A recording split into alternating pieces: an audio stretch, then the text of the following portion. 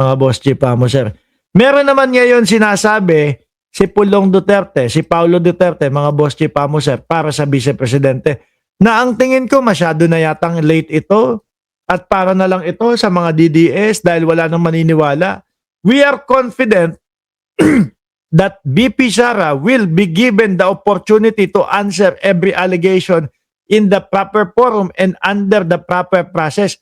Ang tagal nang ibinibigay sa kanya ang pagkakataon na sumagot, magsalita, magpaliwanag. Doon pa lang po sa Congress, mga bossing.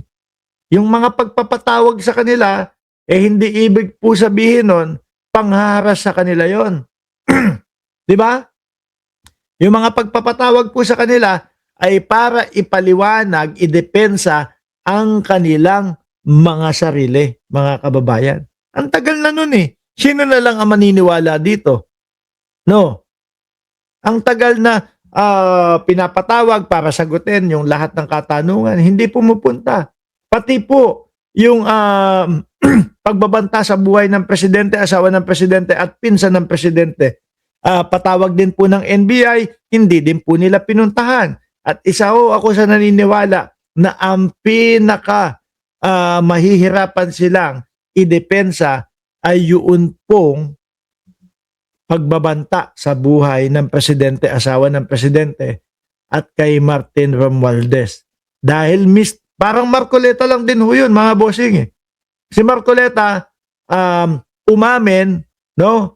O inilaglag niya yung kanyang sarili dahil doon sa mga pagsasalita niya doon sa Net25, parang ang vice presidente lang din ho yun. Na narinig natin mismong sa bunganga po ng vice presidente na ang sinasabi ay pagka mayroong nangyari sa akin, may kinausap na akong tao at itong tao na ito, ang sabi ko, hanapin si Bongbong Marcos,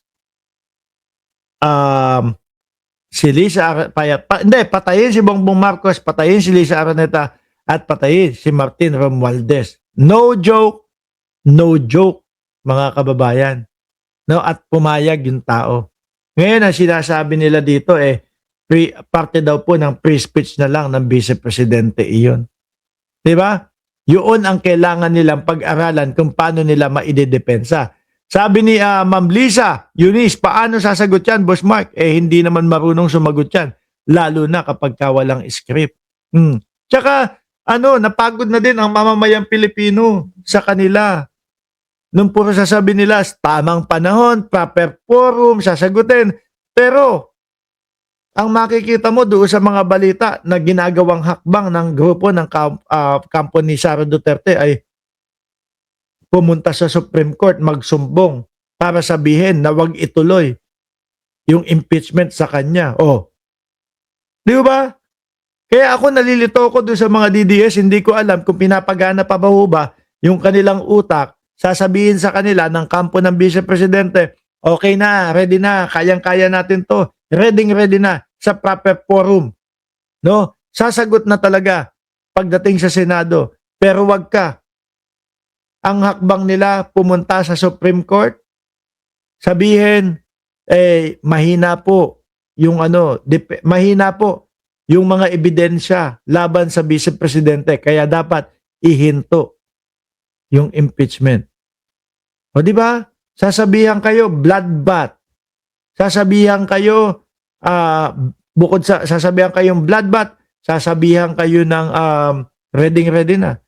Pero ang katotohanan, mukhang hindi naman ready. At ito pong nakikita natin na mga sinasabi nila, depensa nila sa impeachment, mga bossing, ay paulit-ulit na 32 million. Hindi naman po porket ibinoto ka ng 32 million ay hindi ka nasasagot. Hindi naman po dahil ibinoto ka ng 32 million ay kumbaga hindi mo nagagawin yung mga ini-issue sa iyo sa impeachment. No?